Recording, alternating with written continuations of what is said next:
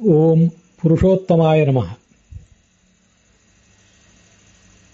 24ನೇ ಮಂತ್ರ ಇದು ಪುರುಷೋತ್ತಮ ಅಂತ ಹೇಳಿ. ಆ ಮಂತ್ರ ಮತ್ತು ಅದರ ವ್ಯಾಖ್ಯಾನವನ್ನು ಮಾಡುವಂತಹ ಬೃಹತಿ ಮಂತ್ರದ ಅಭಿಪ್ರಾಯವನ್ನು ಭಗವಂತರಾಯರು ಏನು ಹೇಳ್ತಾರೆ ಅನ್ನೋದನ್ನು ನೋಡೋಣ. ದ್ರ ಧೇನೂನಾಮಿಷುದ್ಧಿಸಿ ಯತಚರ ಸ್ತನ್ವಾ ವಾವ್ರಧಾನಃ ನದಂವ ಓದತೀನಾಂ ಫಲಾನೀಂದ್ರ ಪ್ರಬ್ರುವಾಣೋ ಜನೇಶು ಅಂತ ಇದು ಮಂತ್ರ. ಅದಕ್ಕೆ ಆ ಪುರುಷೋತ್ತಮ ಅನ್ನುವ ಭಗವಂತನ ನಾಮವನ್ನು ಹೀಗೆ ವ್ಯಾಖ್ಯಾನಿಸ್ತಾರೆ. ಪುರುಷ ಅಂದ್ರೆ ವಾಯು, ಪುರುಷೋ ವೈ ನದಃ ಪ್ರಾಣೋ ವೈ ನದಃ ಅಂತ ಈ ಐತರೇಯ ಉಪನಿಷತ್ತು, ಐತರೇಯ ಆರಣ್ಯಕ ಇತ್ಯಾದಿ ಕಡೆಗಳಲ್ಲಿ ಹೇಳ್ತಾರೆ ಅದನ್ನು. ಅದರಿಂದ ಪುರುಷ ಅಂದ್ರೆ ಪ್ರಾಣ, ಅವನಿಗಿಂತಲೂ ಉತ್ತಮ. ಪುರುಷ ಅಂದ್ರೆ ಮಹಾಪುರುಷ ಅಂತ ಕರೆಸ್ಕೊಂಡಿರುವಂತಹ ಲಕ್ಷ್ಮೀದೇವಿ, ಅವಳಿಗಿಂತಲೂ ಉತ್ತಮ. ಅದು ಕೂಡ ನಮ್ಗೆ ಗೊತ್ತಿದ್ದೇ ಇದೆ. ಹೀಗೆ ಪ್ರಾಣನಿಗಿಂತ ಉತ್ತಮ, ಲಕ್ಷ್ಮೀದೇವಿಗಿಂತ ಉತ್ತಮ, ಇವಿಷ್ಟು ಅರ್ಥಗಳು. ಮತ್ತೆ ಪುರುಷ ಗುಣಪೂರ್ಣಶ್ಚಾಸೌ ಉತ್ತಮಶ್ಚ, ಉತ್ತಮ ಅಂದ್ರೆ ಉತ್ಕೃಷ್ಟತಮಶ್ಚ. ಪುರುಷ ಅಂದ್ರೆ ಪೂರ್ಣ ಅಂತ ಅರ್ಥ. ಪೂರ್ಣತ್ವ ಪುರುಷ ಸ್ಮೃತ ಅಂತ ಸರ್ವಮೂಲದಲ್ಲಿ ಬಂದಿದೆ. ಆದ್ರಿಂದ ಈತ ಗುಣಪೂರ್ಣನೂ ಆಗಿದ್ದಾನೆ, ಹಾಗೇನೆ ಉತ್ಕೃಷ್ಟನೂ ಆಗಿದ್ದಾನೆ. ಗುಣಗಳಿಂದಲೂ ಶ್ರೇಷ್ಠ, ಸ್ಥಾನದಿಂದಲೂ ಶ್ರೇಷ್ಠ ಅಂತ ಅದರ ಅರ್ಥ. ಅತ ಏವ ತನ್ವಾ ವಾವೃಧಾನ, ಆ ವೇದ ಮಂತ್ರದಲ್ಲಿ ತನ್ವಾ ವಾವೃಧಾನ ಅಂತ ಬಂದಿದೆ.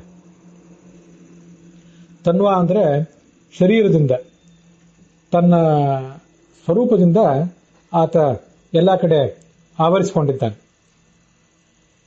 ಈ ಭಗವಂತ ಬೇರೆ ಅಲ್ಲ, ಅವನ ಶರೀರ ಬೇರೆ ಅಲ್ಲ, ಅವನ ಗುಣಗಳು ಬೇರೆ ಅಲ್ಲ. ಇಂಥ ವಿಶಿಷ್ಟವಾದಂಥ ಸ್ವರೂಪ ಅವನು. ಗುಣಪೂರ್ಣವಾದ ಶರೀರದಿಂದ, ಗುಣಪೂರ್ಣವಾದ ಸ್ವರೂಪದಿಂದ ಎಲ್ಲ ಕಡೆ ವ್ಯಾಪಿಸಿಕೊಂಡಿದ್ದವನು. ದೇಶತಃ ವ್ಯಾಪ್ತ, ಕಾಲತಃ ವ್ಯಾಪ್ತ, ಹೀಗೆಲ್ಲ ಆ ಭಗವಂತನ ಗುಣಗಳನ್ನ ಶಾಸ್ತ್ರದಲ್ಲಿ ವರ್ಣಿಸ್ತಾರೆ. ಪುರುಷೇಶು ಸ್ವಭಕ್ತ ಜನೇಶು ಆತ್ಮಾನಂ ಉತ್ತಮಯತಿ. ಪುರುಷರು ಅಂತಂದ್ರೆ ತನ್ನ ಭಕ್ತ ಜನರು. ಅವರನ್ನ ಯಾಕೆ ಪುರುಷರು ಅಂತ ಹೇಳ್ತಾರೆ ಅಂದ್ರೆ, ಹಿಂದೆ ನಾವು ಅದನ್ನು ನೋಡಿದ್ದೇವೆ ಗೀತಾ ಪ್ರಸ್ಥಾನದಲ್ಲಿ. ಪುರು ಬ್ರಹ್ಮ ಗುಣಾಧಿಕ್ಯ ತಜ್ಞಾನಾತ್ ಪುರುಷ ಸ್ಮೃತಃ. ಪುರು ಅಂದ್ರೆ ಸರ್ವೋತ್ತಮನಾದ ಪರಮಾತ್ಮ. ಅವನನ್ನ ಸ ಅಂದ್ರೆ ತಿಳ್ಕೊಳ್ಳುವಂಥವನು ಈ ಭಕ್ತ.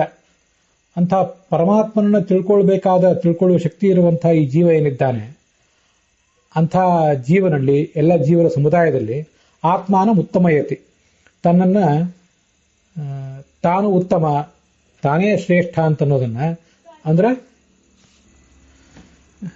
ಹೀಗೆ ಆ ಭಗವಂತ ತಾನು ಶ್ರೇಷ್ಠ ಅಂತನ್ನೋದನ್ನ ತನ್ನ ಭಕ್ತರಿಗೆ ತಿಳಿಸ್ಬೇಕು.